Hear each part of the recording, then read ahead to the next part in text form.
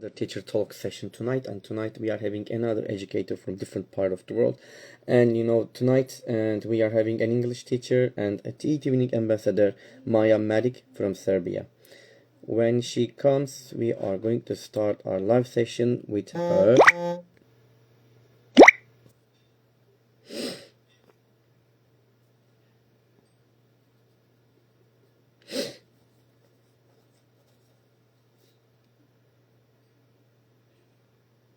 Waiting for her to join.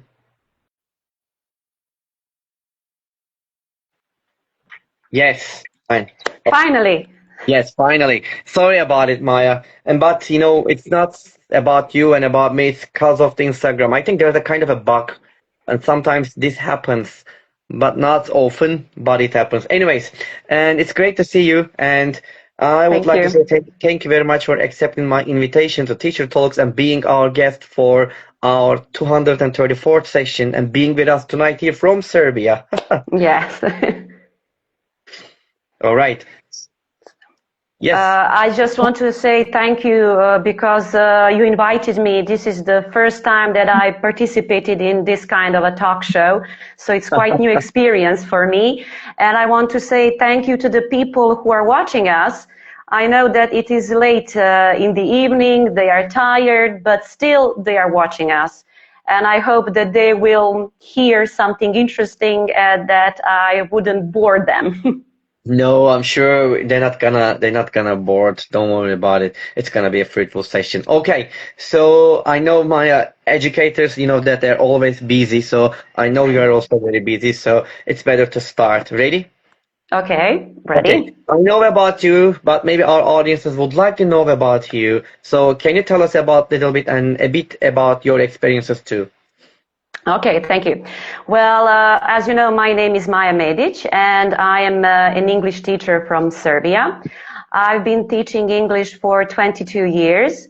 I work in a primary school in a small town called Despotovac in Serbia. It is a small town, but our school is the biggest school in the municipality. And when I say primary school, I don't know if you are familiar with the educational system in Serbia. Primary school isn't just for young kids in Serbia. It is from the 1st till 8th grade. Primary school in Serbia is divided in two parts. Lower primary from the 1st to 4th grade and upper primary from 5th to 8th grade. So English teachers, as me, we teach all the grades from the 1st till the 8th grade. Yeah. So we have the pleasure to work with small kids and the older kids too. So beside the main building in the town, we have some small village classes that are near our town. And in those classes, you have combinations of grades. Sometimes 2 grades in one class, 3 or 4.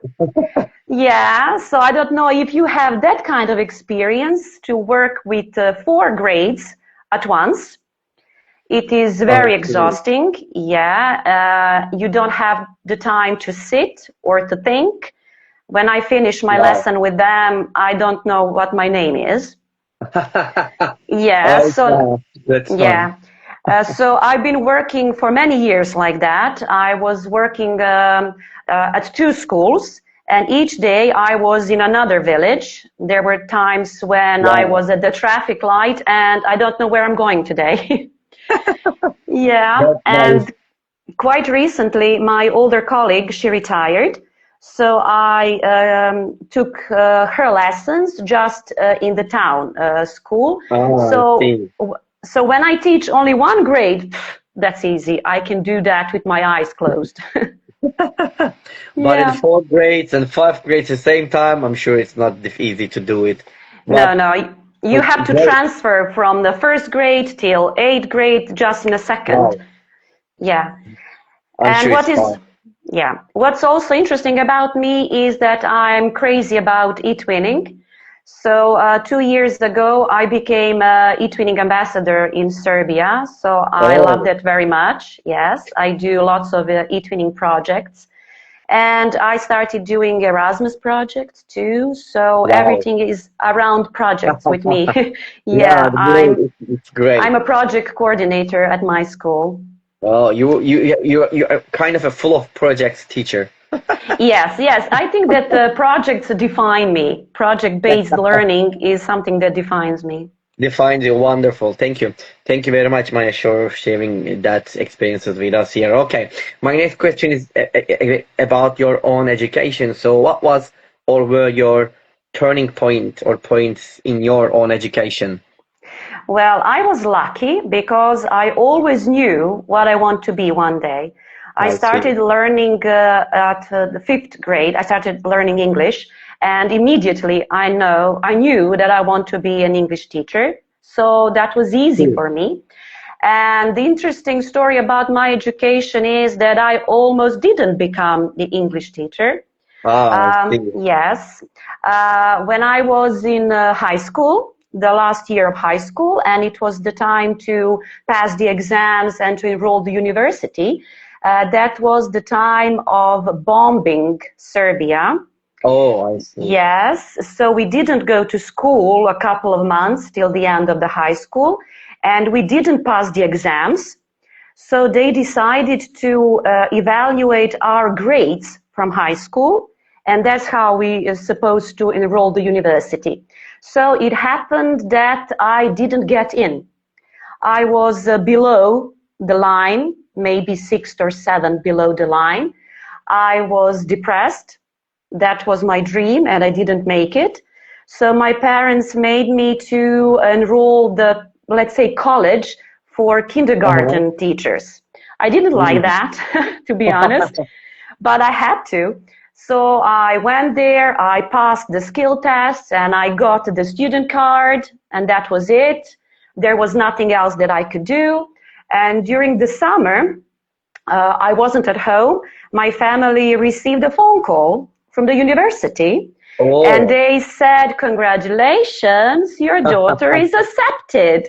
So it happened that students transferred from university to university. So there was empty space now, empty places. And then I get in, and the rest is history. I became an English teacher. That's a wonderful story. That's the turning point, and thank you for sharing that moment Yeah, with us miracles here. happen. You just have to believe. You are right. Everything starts with believing and dreaming. You're right.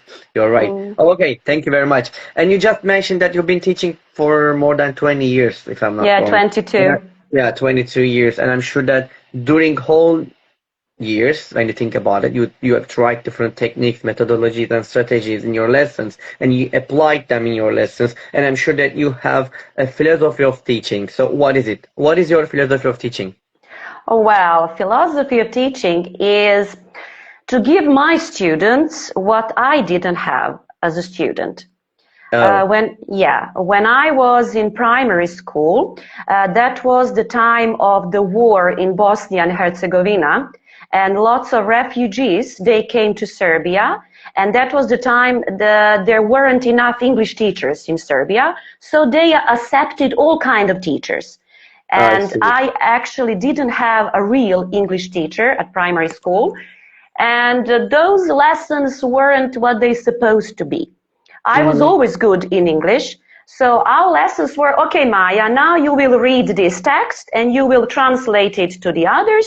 And then we will just talk, share some jokes. We were talking about cooking recipes and so on.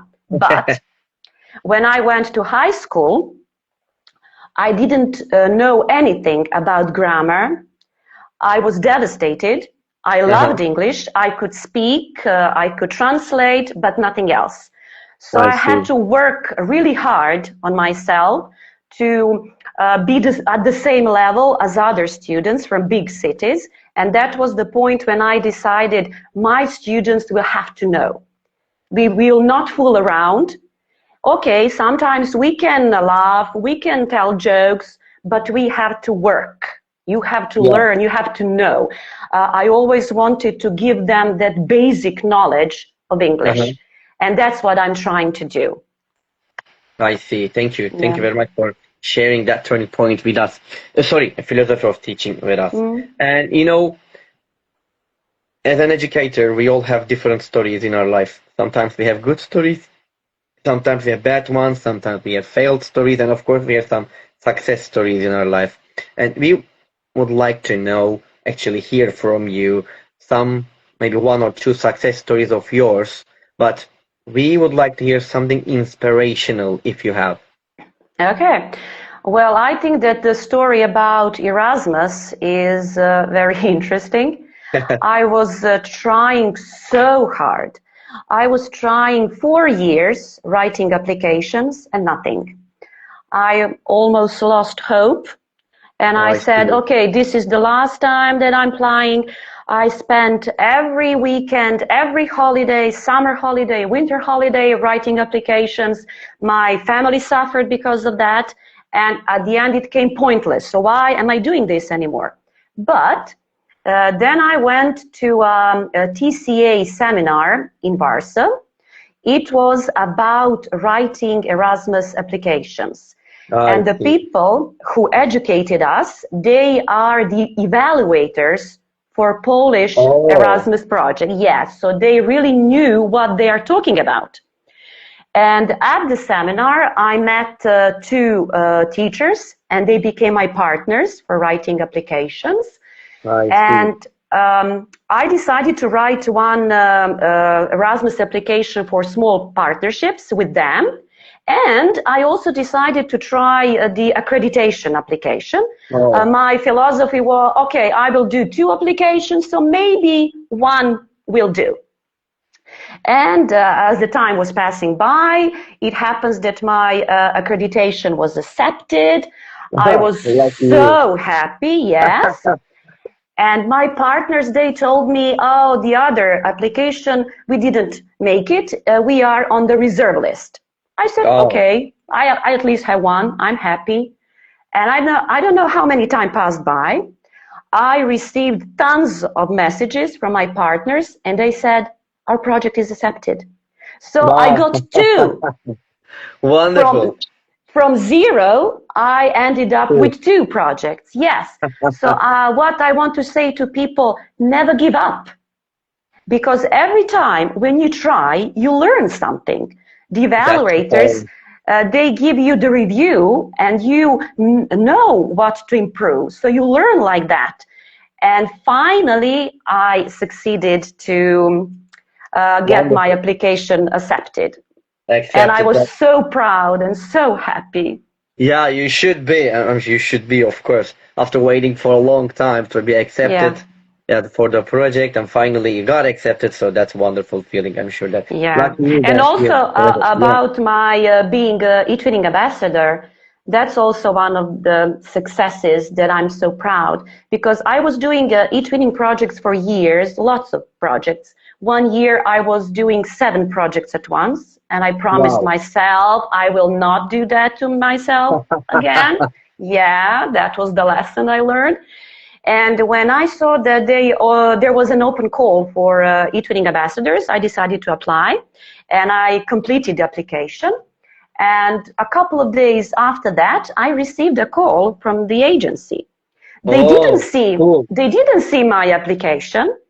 They told me, we've been watching your work, we know who you are, and we wanted to ask you to apply to be the Twinning ambassador. And I said, thank you for your kind words, but I have already applied. Already applied. That Yes, so was that's nice, what's making really. me happy. It's a great one. Thank you. Thank you for sharing like your stories here, Maya. All right. So I know that you just mentioned a couple times about e-twinning, and it's very common and it's very popular e-twinning, and you're ambassador of it. Can you just little bit make it clear for us what is e-twinning and what is it good for students and teachers?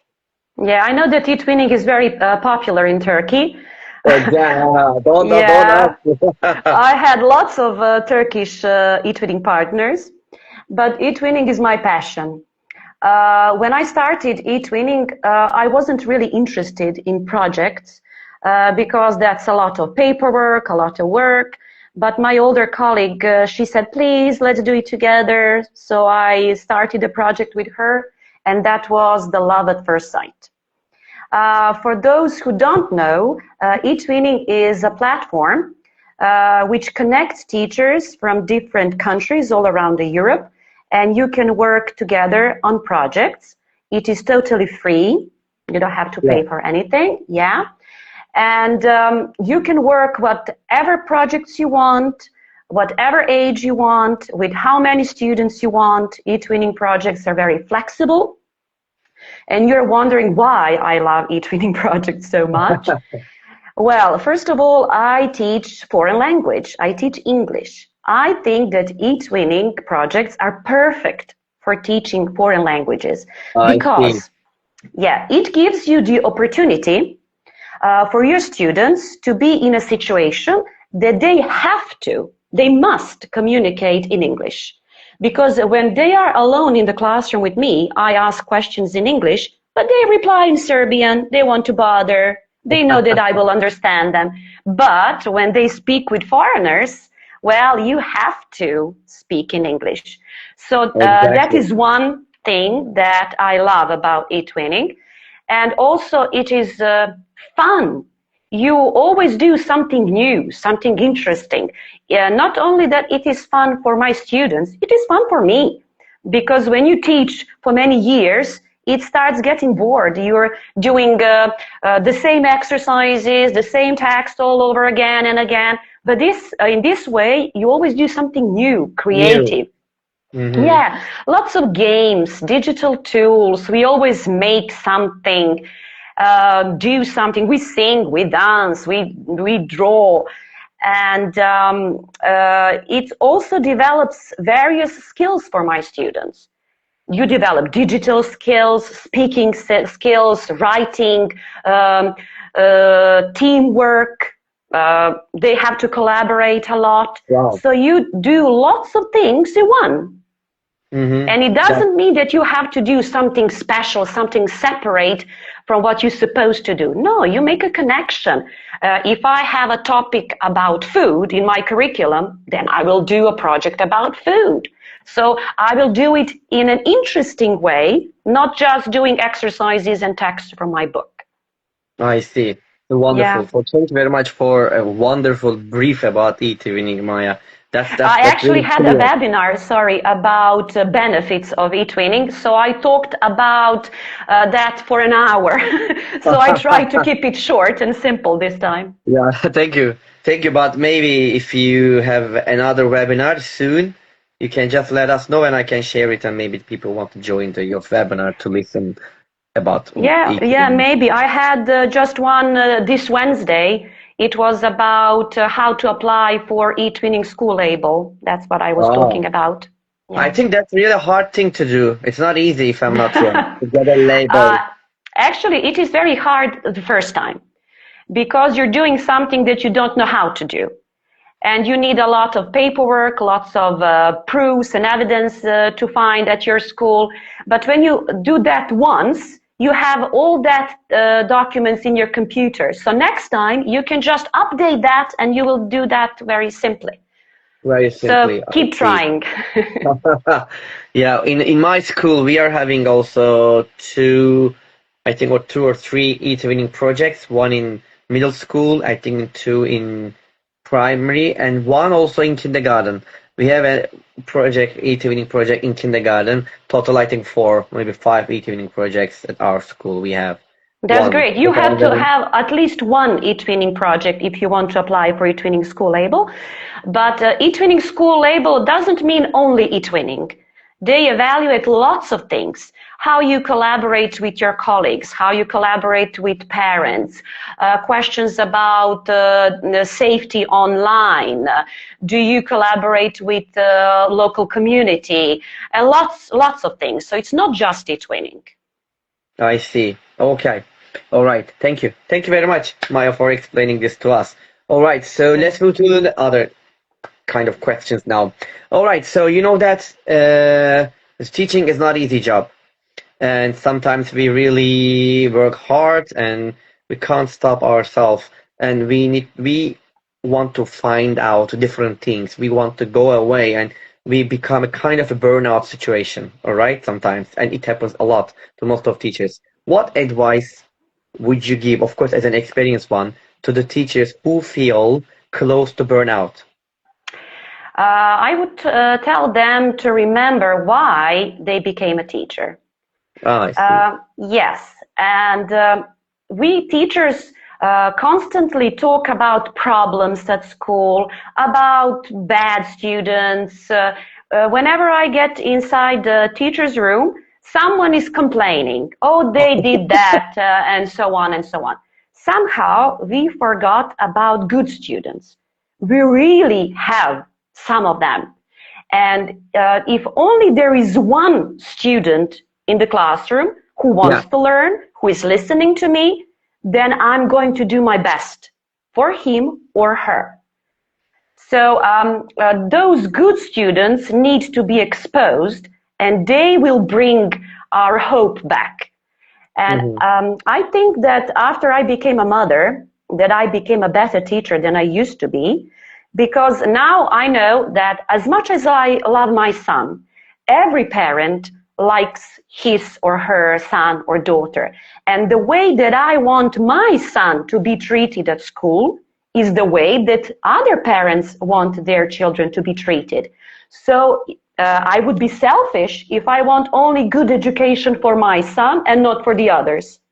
Hmm. So that's, I think, is the philosophy that can give you the energy to continue. They are I not see. just students, they are somebody's children. You are right. You are right. Thank you. Thank you very much for giving this advice to us. Okay. So you know that I mentioned that also we talk about it, teaching is not easy. You know, there are lots of, the challenging situation we face. And especially I have talked a lot of, the educators so far. And when I talk about their, about their ideas about teaching, sometimes they have good ideas, sometimes they have bad ideas. But in their country also sometimes there are different ideas about teaching. So when you think about your country, Serbia, what is one misconception about teaching in your country? Well, I come from Serbia, and Serbia is a very small country. And I think that people believe that we have old-fashioned schools, that we are not progressive in teaching. Uh-huh. Yeah, but the truth is that we have a lot of gifted students. Wow. Yes, a lot of students are gifted for maths, for physics, and our reality is that we export brains into Europe. So That's nice. one thing, yeah, I don't know why is that like that. I don't know, but I also noticed from students who came from other countries to our school. For example, we had some students from Italy, from Sweden, from Austria, or when our students go abroad, I see that we are not at the same level. Our students do much harder and difficult things when they are younger. I see. Yeah, our students, when they go abroad, they pass the grades very easily. They say, oh, teacher, I know that. We already did that. So that is the difference, I think, between our school system with other European countries. I see. Okay. So let me ask you another question. Now we talk about your system. So, when you think about the education system, also the other people and let's say other educators, they say different things about their education system. Some of them they like and support it. Some of them, even if they like it, they say that there are also other, not the bad side, but something that they need to be fixed. They need to be better about their country's education system. When you think about the Serbian education system, if you had a chance, all right, to change one thing about the system, what would you change and why? Yeah, I knew that you would ask me that, so I was thinking I had to choose only one. And for our audience, if you don't know, Volkan has prepared 30 questions, so this is going to be a long conversation. Yeah. So what would I change? Inclusion. Ah, I think that inclusion came very fast in Serbia and that we weren't prepared. We had a couple of seminars, and that's it. You do it. How?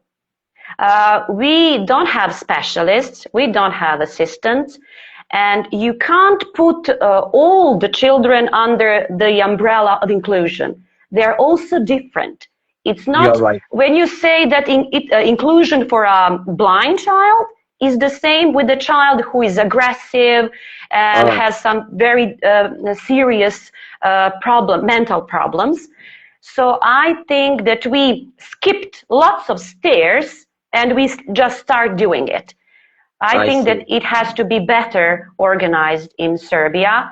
Quite recently, we had a very serious case with one child.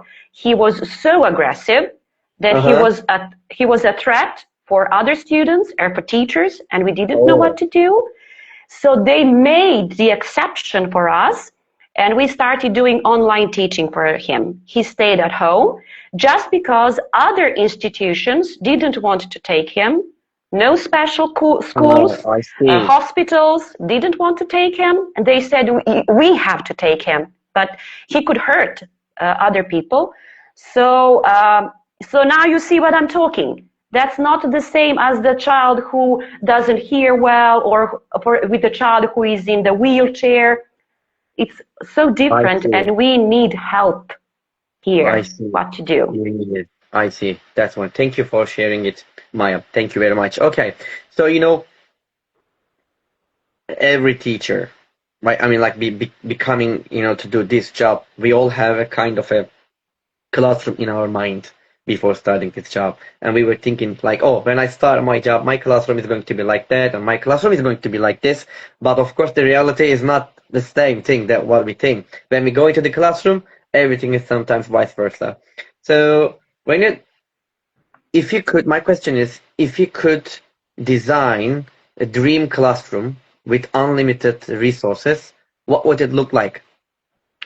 Well, I think that the crucial thing for a success in the classroom is the number of students. In Serbia, we have from 25 to 30 students. So I think it is a lot.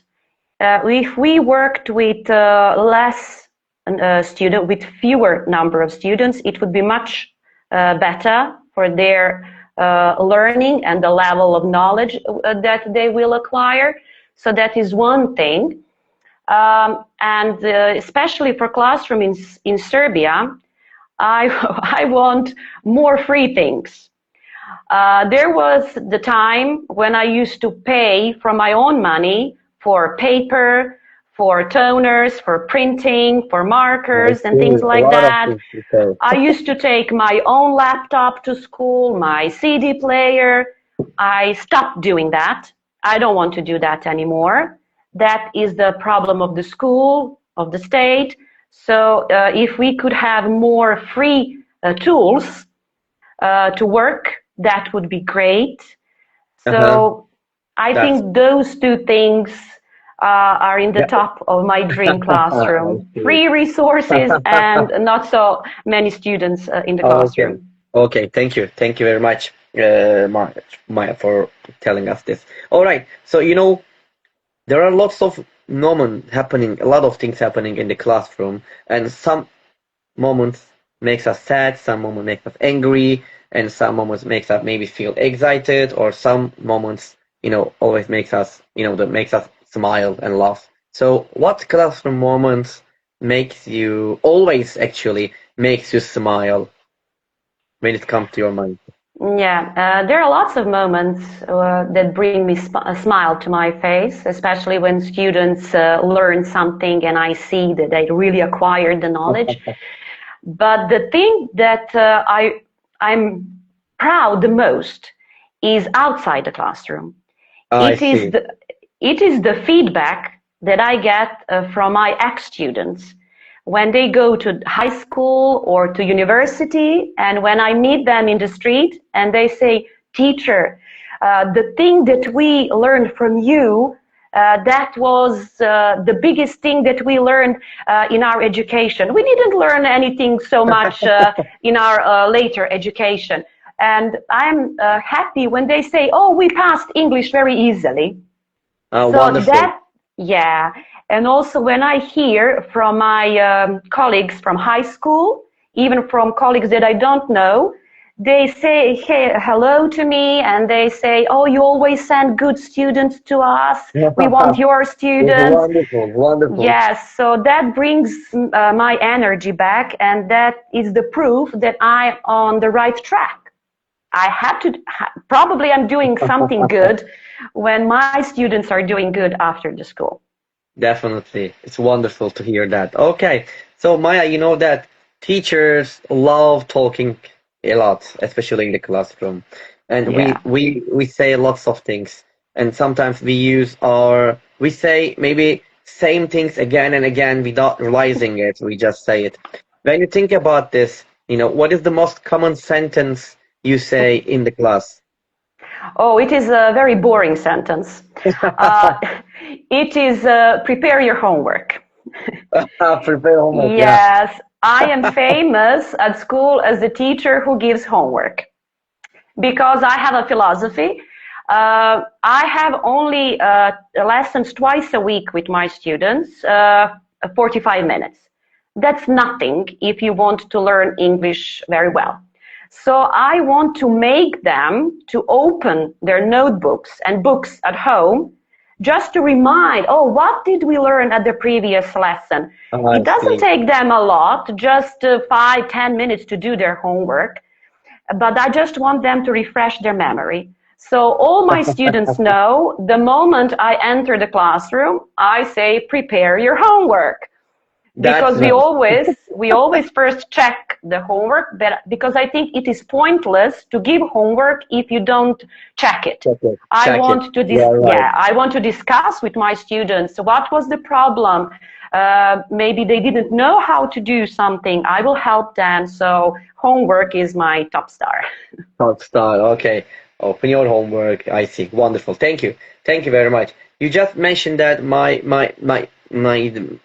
students, they graduated, from my lessons and then come back to you and say something about to me. So when you think about your students who move to upper grades years and years and they become maybe older and they become an adult and they remember you. When they remember you, what do you hope to remember about you? I always talk them about quality. That quality will come to surface eventually. Uh, Uh-huh. yeah, I didn't want to put pink glasses on my students' face and tell them fairy tales that life is great and everything is perfect in the world. No, it isn't. Life isn't fair. And You're right. sometimes you will see people who have better positions in the society, although you are maybe better students and you are more qualified, but up to a point. Eventually, your knowledge and your quality will be evaluated. You will succeed. I Nobody see. can steal your knowledge. It isn't important what grades do you have at school. Is it 1, 2, or 5? Nobody remembers that after a time. But your knowledge will always be yours, and your quality will be evaluated. Yeah, that's a great point about it too. Your students remember about you. Okay, wonderful. Oh, so successful people, you know, they always follow other successful people. They take themselves as the role model, or they got inspired from them. When you think about this, do you have any role models? If yes, who? Or do you get inspired from other people about your job or life? Oh, I love to answer this question. At the beginning of my eTwinning career, there was a teacher who wrote on the eTwinning platform that he is Uh-huh. looking for a project partner. And I Ah, I was so see. lucky and blessed to answer that message. And I met him and we started doing projects together. And Wonderful. we've been doing projects, I don't know, maybe for 10 years. And I learned that not only that he is a great teacher, that he is a wonderful friend, very reliable, supportive. He always wants to share his knowledge. He's always there for me. And believe it or not, he's from Turkey. Oh, Yeah, wonderful. yes, and he was a guest in one of your talk shows. Ah, I see. I think I have an idea, but yo, go ahead. Are you eager to know his name? Yeah, his name is Şener Kalfa, and he's from Burhanye, I think. I don't know if I pronounced it right. Yeah, Burhaniye, you are right. Balıkesir, Yeah, something like that. Yeah, yeah. exactly. A big Wonderful. hello to my friend Shanner. He learned me many things. I wasn't so skillful with digital tools and things like that. Many things that I know today, I learned from him, and I am grateful for him for that. So yes, that is the kind of teacher that I look as role models. Wonderful to Very hear low that. criteria, you see, nothing much. It's great. It's great. He's here, by the way, as you see. He is just Of sending course, his, I know that. wonderful, wonderful. Thank you. Thank you very much for sharing Yeah, I here, Maya. respect him very much, and him and his family. And I was so lucky to meet him in person here in Serbia. So I owe him lots of gratitude. Ah, thank you. Thank you very much. Okay. So, Maya, there are some moments, like for example, I'm sure that we read books, we watch movies, and sometimes we watch some shows, and when they read or watch or see this kind of things, sometimes we see a moment there, or we read something, and then we say, "Oh, this is really great," to apply it to my lessons or to my students at my school or something like that. When you think about this, and do you have any books, movie, or show that unexpectedly, influenced you the way you teach or your research? Well, first of all, I don't read much. I don't have time for Ah, reading. Most of my reading was okay. done when I was pregnant and I was at I home. see. But I watch films a lot. I'm crazy about movies, and that's how I Movies. learned English. When I was young, we Uh-huh. had video recorders, videotapes, I and see. there Yeah. were stores there where you can rent videotapes, and I watched lots of films, and that's how I learned English. And when I was younger, I think that there are two movies that inspired me very much. One of them is Dead Poets Society, and Oh, the other one is with Michelle Pfeiffer, Dangerous Minds, with the song Gangster Paradise. yeah, I Yeah, know. yeah, that's what kind of a teacher I wanted to be, who inspire her students and so on. But as I get older, I am so sick of negative things on television, and I want to surround myself only with positive things. So I Wonderful. watch only comedies, romantic films, cartoons. Nice. Disney is perfect for me. As my husband say, "Oh, you are at the same level as your son." Yes, I like to That's watch nice. trolls. I want to watch things with love and magic, and I want that to transfer into my classroom. Love, I want to share love and magic. Wonderful. Thank you. Thank you very much for sharing them, Maya, here. Mm. Okay, so you know that there are some moments in our life, that some difficult moments or situations we face, and we try to fix it or cope with or deal with the problem, but we can't make it. And that moment we say, oh, I wish I could have a kind of a superpower to solve this problem.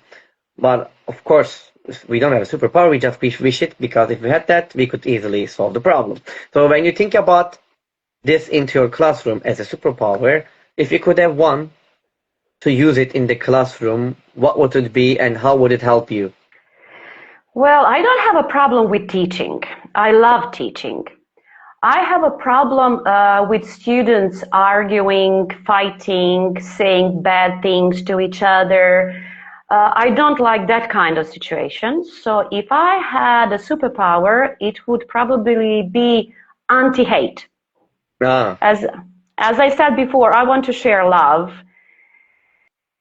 I I see. want my students to be friends, and then we will do with teaching and learning. That's not the problem. Yeah, I see. That's a great superpower to use it. Mm. Nice. All right. Thank you. Okay, Maya. So think that we finish our interview when you step outside your home and find a lottery ticket that ends up winning $100 million, which is a huge amount of money. What would you do? Please be honest. I will, don't worry. Uh, in Serbia, there is, let's say, a fashion that state doesn't have money for medical treatments for ill children. Oh, I And it see. happens that we have lots of seriously ill children. And what do? We collect money. We have Facebook groups where people sell things for charity. And we send SMS messages for charity. We send lots of SMS messages. And it happened that we had one case at our school. My colleague, she had ill son. He needed a new kidney. Oh, I So they see. needed lots of money for an operation abroad. So we, as a school, we organized a charity a school show. We sold tickets. We collected our own money.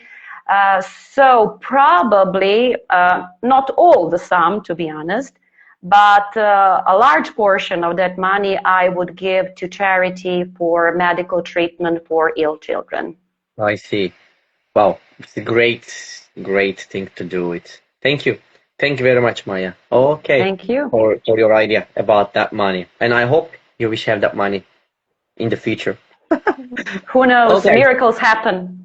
Yeah, exactly. Okay, so I'm gonna ask you my last question, and which is the hardest one. Ready? Ooh, ready? Yeah. Time flies, you know. Here's the question. What is your motto? Be good to others, and the goodness will come back to you. No matter Uh-huh. how other people treat you, you be good to yourself and to others. It is important to know that you are a good human being, good person. I don't care about the others, but be good to other people. That is also the answer for being a good teacher that we were talking about. Good teacher needs to be a good person, first of all. Uh, Exactly. yes, you have to love your job, to love your students, to be a nice person, because students can feel if you fake it. If you don't like them, if you don't like your job, they feel it, and then there's nothing you can do. So I You're believe right. in goodness. That's a really nice one. Thank you very much. Okay, Maya. So, I asked my questions, and now we're gonna move to our second part of our session, which is a quick fire session. Okay? Wow, I'm gonna, I didn't yeah, know I'm about gonna that. ask, yeah, and it's very fun. So I'm gonna ask you some questions, but actually I give you two options. You choose one. All right? Okay, So okay. quickly, without thinking. Okay, just a Multiple couple. choice questions. Exactly. Okay, so let's get started. Online teaching or face to face? Face to face. Okay. Board work or slides? Sorry, can you repeat? Board work or slides? Oh, board. All right. Pair work or group work? Group. All right. Silence or productive noise? Oh, productive noise. What can you do with silence? Okay. I'm teaching English. This one you're gonna like it. Homework or no homework? Ah, homework. Great. Routine or variety? Variety. Okay. Stickers or verbal praise? Oh, verbal phrase because I don't have the money for stickers. I see. Motivation or discipline? Motivation, of course. Good. Control or trust? Trust. Okay. And red pen or green pen? Oh, red. Okay. Staff room or classroom? Classroom. Okay. And the last one. 1 more minute or time is up? Oh, I never say that. Neither of that. Oh, okay. Okay then. Yes. That's I never all. hear the bell that the lesson is end. I see. Okay. So that's all my questions, Maya. I ask all of them. And before ending our live sessions, would you like to add anything else, any suggestion or advice to our audience?